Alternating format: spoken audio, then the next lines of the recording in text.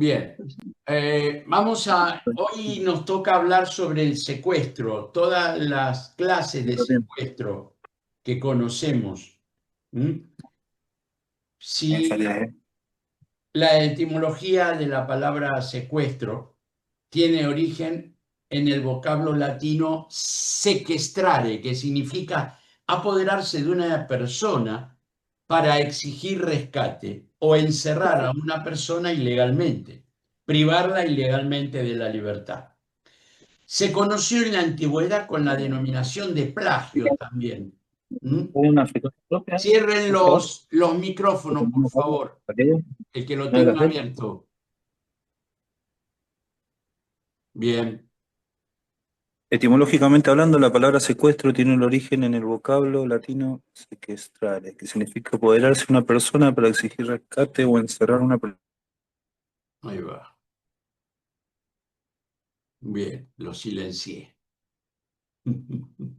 Bien, se conoció en la antigüedad con la denominación de plagio, término que se refiere a una red de pescar. Es una privación ilegal de la libertad, ¿eh? de una persona con el fin de exigir un rescate, obtener un beneficio o coaccionar a un tercero. Es muy antiguo esto, lo del secuestro, ¿eh? En la antigüedad el secuestro era una forma normal de sometimiento o comercio de personas por el tráfico de personas, ¿no? Pues la superioridad era dada por las artes bélicas y quien vencía tenía el derecho de tomar para sí el territorio conquistado, además de las personas derrotadas. Hoy es un medio de obtener dinero y de extorsión. Ese es el fin de un secuestro hoy. Pero hay veces que la gente se equivoca, pero eso se lo dejamos a las personas que no se dedican a la seguridad pública y se lo dejamos para los periodistas que se equivocan. Muchas veces cuando hay una toma de rehenes en un banco, lo primero que dicen, personas secuestradas en un banco. No, eso es un error que los que nos dedicamos a esto no podemos cometer. ¿Mm? Es decir, no es un secuestro una toma de rehenes. Y hay características que la diferencian una de otras. Por ejemplo, lugar donde se desarrollan los hechos. En una toma de rehenes tenemos que puede ser un banco, un supermercado, una casa particular. ¿Mm? Y los secuestros, eso es tomar rehenes, los secuestros puede ser en la calle, a la salida del trabajo, nunca donde hay mucha gente. ¿Mm? Después tenemos la motivación diferente. La toma de rehenes, lo que hacemos es tomar rehenes para obligar a la policía que nos deje ir. Si no nos deja ir la policía, matamos o mutilamos a un rehén. Por eso se dice que los captores no son secuestradores, son captores, ¿eh? que privan de la libertad, cosifican a la víctima, la convierten en una cosa para poder destruirla como quieran. No le dan el sentido de un ser humano, porque si le dieran eso no podrían hacer lo que hacen con ella, que es mutilar, matar, torturar. ¿Mm? Después hay un hecho muy importante, una característica importantísima, la posibilidad de actuación de la autoridad. Por ejemplo, si sabemos dónde se desarrollan los hechos, la policía puede intervenir en una toma de rehenes. Por ejemplo, toma de rehén en un banco, en un supermercado, sabemos que la zona de control absoluto es el banco, el supermercado. ¿Mm? En cambio, en un secuestro extorsivo no sabemos dónde se lo llevaron, porque si supiéramos sería un rescate rápido, porque los secuestradores levantan a la persona, se la llevan y la esconden. La esconden mientras que otros negocian.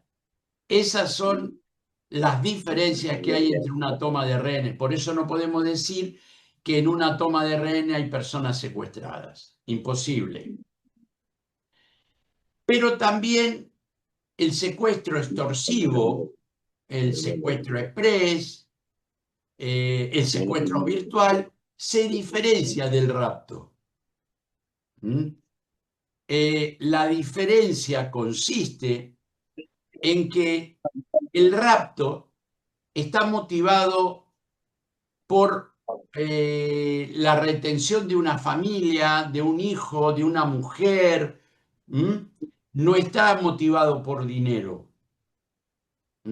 Por ejemplo, a los hijos los puede raptar el padre.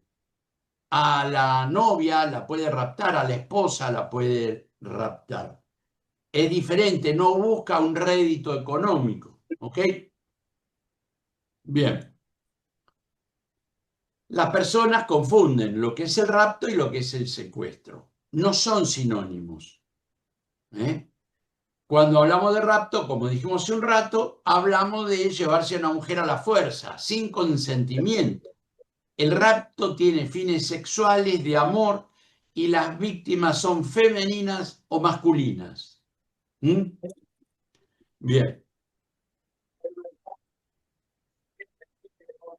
El rapto es ejecutado normalmente por familiares, sobre todo cuando se trata de menores de edad y son arrebatados por uno de sus padres, abuelos, empleadas del servicio parental.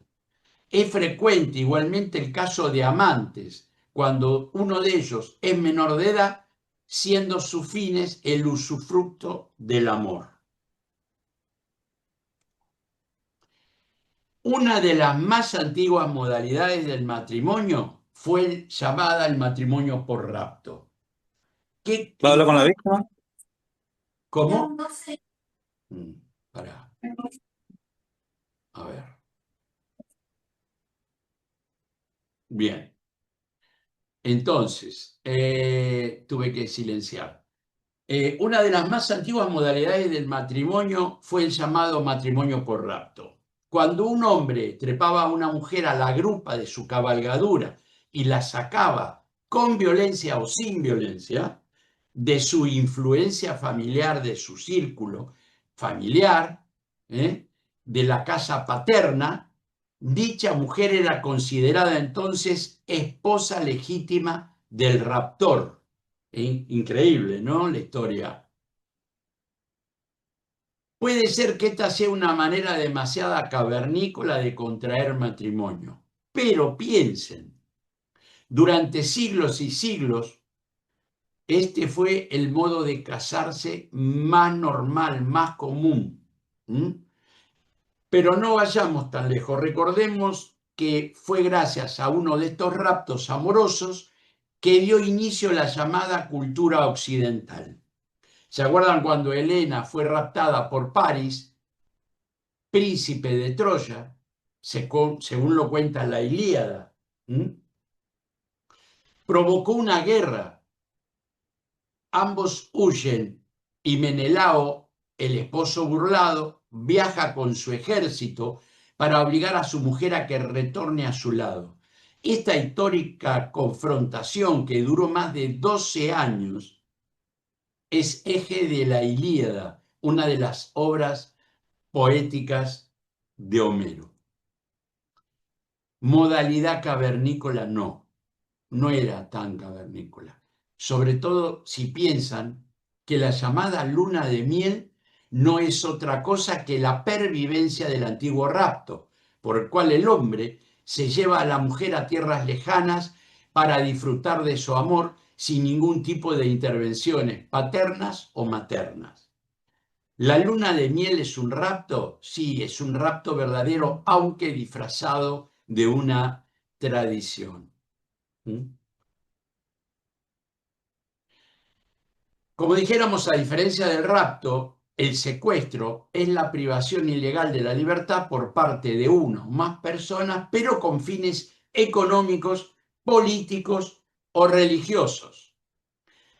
La historia reseña a través de los tiempos múltiples secuestros, a tal nivel que este fenómeno trascendió a las obras cumbres de la literatura épica, como la Ilíada, la Odisea, como la Biblia de los cristianos, el Corán de los musulmanes y el Torá de los judíos.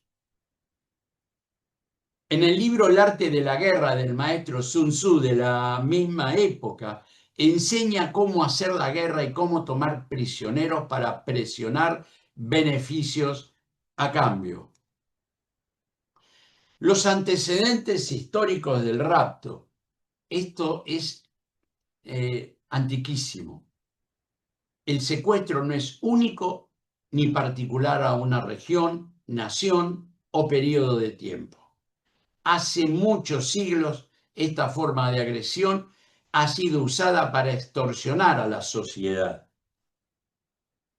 A pesar de que se piensa que el secuestro es una nueva modalidad de delito, porque es lo que vemos ahora por televisión, o mejor un producto de la época moderna, dicho acto tiene vigencia desde los tiempos primitivos, cuando, según la tradición, hubo casos innumerables de secuestro de príncipes, princesas, héroes, etc.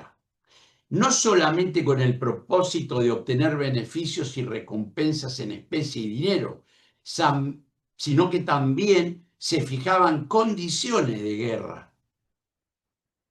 En la antigüedad existió el castigo a los secuestradores o plagiarios de acuerdo al Código Hammurabi. El Código Hammurabi fue creado en el 1760 a.C. Es uno de los conjuntos de leyes más antiguos que se han encontrado y los ejemplares mejores conservados. Este tipo de documento creado en la antigua Mesopotamia y se basa en la aplicación de la ley del talión. El rey babilonia Hammurabi pensó que el conjunto de leyes de su territorio tenía que escribirse para complacer a sus dioses. En el número 14 decía de su artículo: si uno robó el hijito de un hombre libre, será ajusticiado.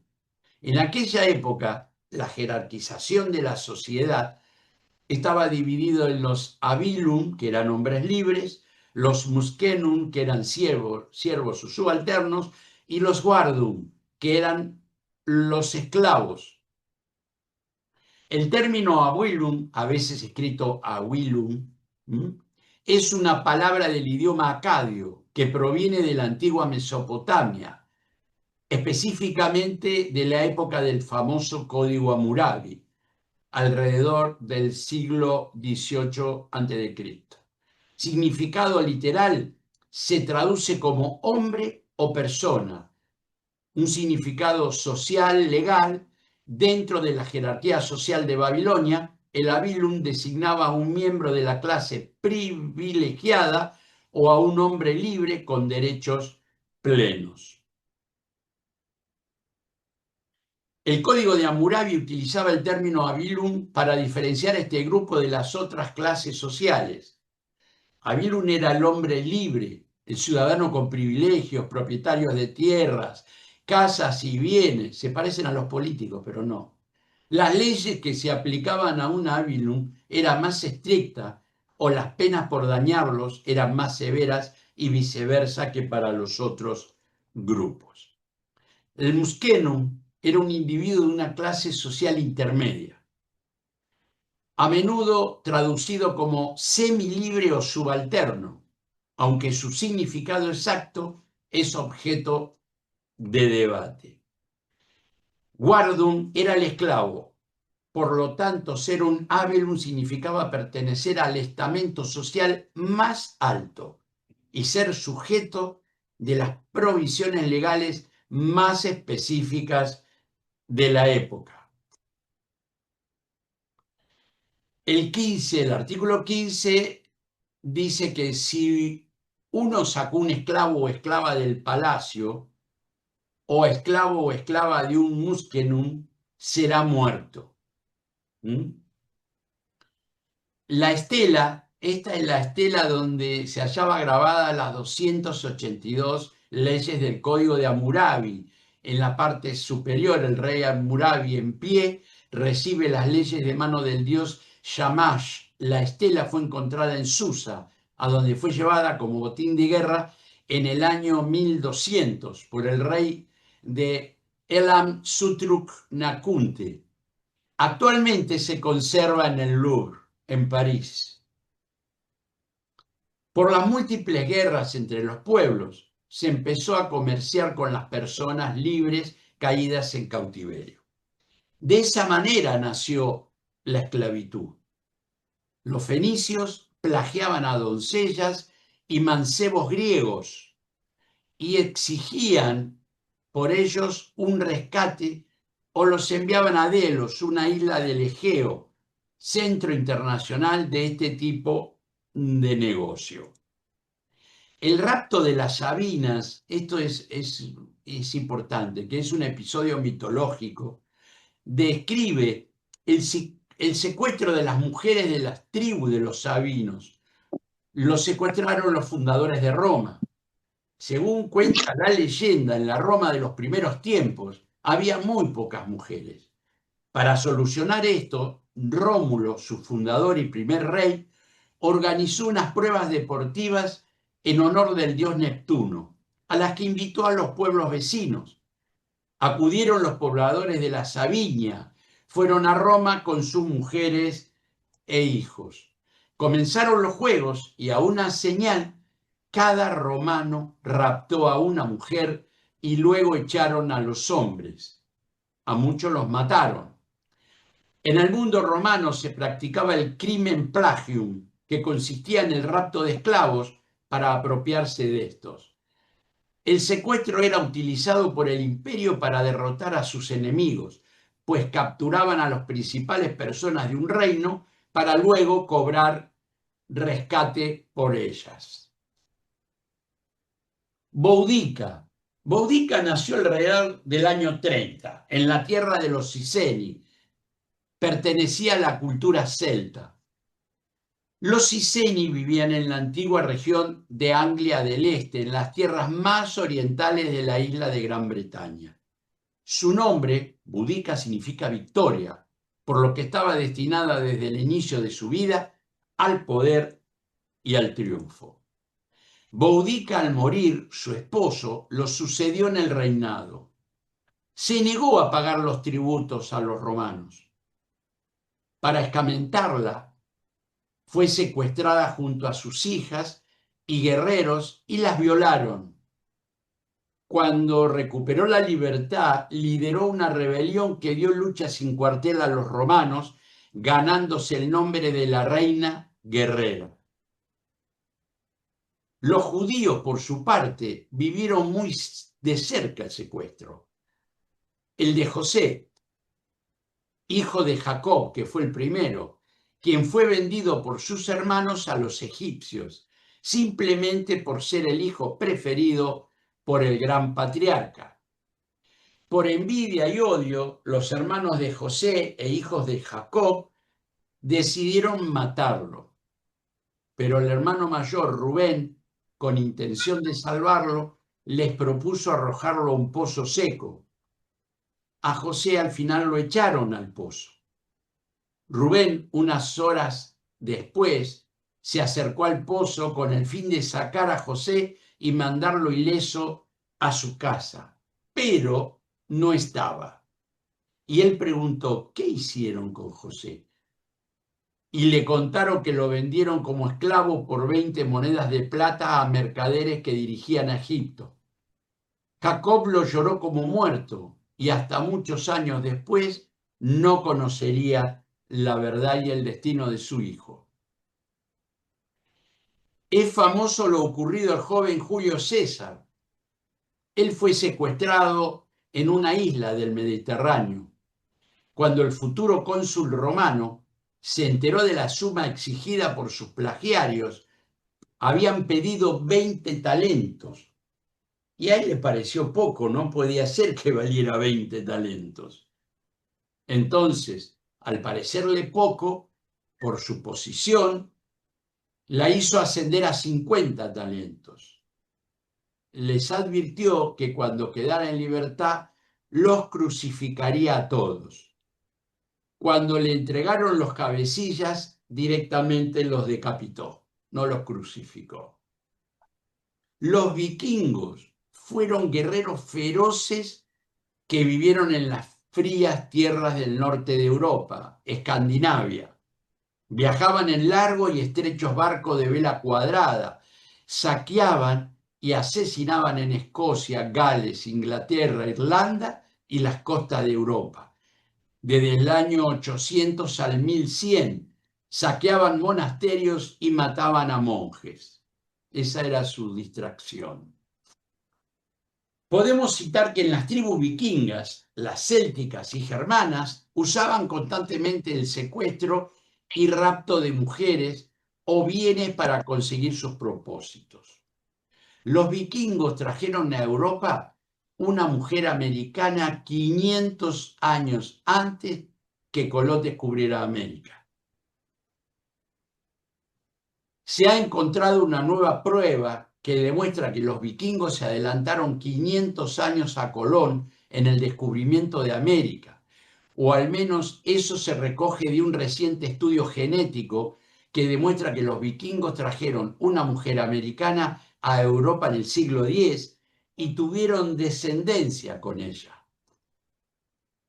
El estudio publicado en la prestigiosa revista American Journal of Physical Anthropology, espera que le vamos a dar entrada a otro, y en el que han participado investigadores españoles del Consejo Superior de Investigaciones Científicas, es totalmente concluyente en sus resultados. Gracias a que la empresa Decode Genetic de Islandia, antigua nación de los vikingos, posee muestra genética de cada uno de sus habitantes, se ha podido rastrear material genético americano en 4 familias islandesas que suman unos 80 miembros. El estudio genético revela que en esos descendientes de vikingos existe material genético mitocondrial que solo es portado por las mujeres de una aborigen americana. Dicha mujer habría sido raptada por los vikingos en el año 1000 en uno de sus viajes de exploración a América, conocido como Vinland entre los vikingos. Desde entonces, este material genético habría pasado desde la americana original hasta sus descendientes, 40 generaciones después, siempre por miembros femeninos. Estas exploraciones de los vikingos en América no duraron mucho debido a la reticencia de la población aborigen. Esta prueba se suma a otras como el descubrimiento de un campamento vikingo en Terranova, Canadá, o las historias de encuentro entre vikingos e indios americanos contadas en ambas culturas, por lo que al día de hoy el descubrimiento de América es totalmente atribuible a los vikingos, que se llevaron una mujer americana 500 años antes de que Colón volviera por una segunda cita. En la Edad Media, especialmente en Alemania, el secuestro era considerado un robo y se castigaba como tal. Durante las cruzadas, Ricardo Corazón de León, uno de los generales cristianos, fue retenido, no precisamente por los moros, sino por un aliado suyo, el duque, quien le puso precio a su libertad.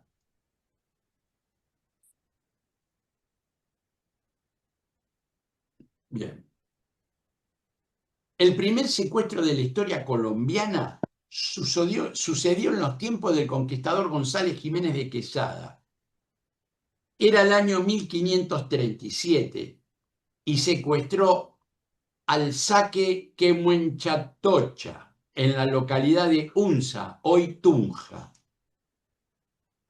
El conquistador, para liberar al Zaque, le exigió a sus súbditos la entrega de sus tesoros, el codiciado y mítico dorado. ¿Se acuerdan del tesoro dorado en Sudamérica? No obstante haber recibido grandes cantidades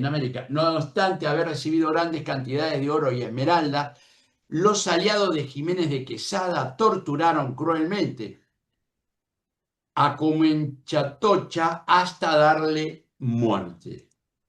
El famoso autor de Don Quijote, Miguel de Cervantes Saavedra, quien participó heroicamente en la batalla de los cristianos en contra de los turcos en Lepanto, luego continuó sus hazañas militares en Palermo y Nápoles. A su regreso a España, fue tomado prisionero por piratas de Algeria, quienes demandaban un alto rescate porque creyeron que era de noble linaje. Miguel de Cervantes intentó escapar varias veces. Finalmente, el viceroy de Algeria, Hassan Payá, le dio la libertad en el año 1580, después de estar 5 años en cautiverio. En la Inglaterra del siglo XVIII aparecieron los press gang. Los press gang, no sé si recuerdan, que significa bandas, que son bandas de secuestradores que operaban a favor del ejército y la marina. ¿Qué es lo que hacían? Secuestraban gente y los obligaban a alistarse en la fila de los regimientos británicos. Era como un tráfico de esclavos blanqueados, ¿no? En la China del siglo pasado era muy frecuente el shanghai o secuestro de personas a quienes drogaban para obligarlas a subir a barcos especializados en comercio y tráfico de esclavos. ¿Recuerdan el zar Nicolás II? Fue secuestrado y ajusticiado, asesinado junto con toda su familia en el año 1918, el 16 de julio, en Ekaterimburgo, en Rusia, y terminaron con el zarismo. En mayo de 1932, una noticia conmocionó a los Estados Unidos y llegó a los más recónditos lugares del mundo. Habían secuestrado al hijo de Charles August Lindbergh, el famoso piloto, ¿se acuerdan? Norteamericano. Era el hijo de Charles Lindbergh. Este famoso aviador estadounidense era un héroe popular por haber sobrevolado el Atlántico desde los Estados Unidos hasta Europa. Bruno Hauptmann, su captor, lo asesinó a los pocos días y por esta acción fue condenado a muerte y ejecutado. El 1 de marzo del año 1932, Charles Jr., de 19 meses, fue secuestrado en su casa y dejaron una nota de rescate que exigía $50.000. Pisadas de barro encontradas debajo de la ventana del dormitorio, una escalera y un cincel encontrados cerca de la casa, todo eso hizo que se dieran cuenta que había sido secuestrado durante la noche por una persona de quien desconocían totalmente los datos personales. Pero se exigió el rescate y un intermediario entregó el dinero del rescate al secuestrador. Ese secuestrador hablaba con un marcado acento alemán. El niño no fue devuelto nunca y más tarde se encontró su cadáver a 3 kilómetros de la casa. Según se cuenta, el niño había fallecido de un golpe en la cabeza, probablemente nada más ser secuestrado. Más de 2 años después, la policía siguió el rastro del rescate hasta Bruno Richard Hoffmann, un inmigrante ilegal alemán de 34 años. Dijo que él solo estaba guardando el dinero para Isidor Fisch, que había vuelto a Alemania, donde había muerto de tuberculosis. Claro, no se podía defender el Isidor.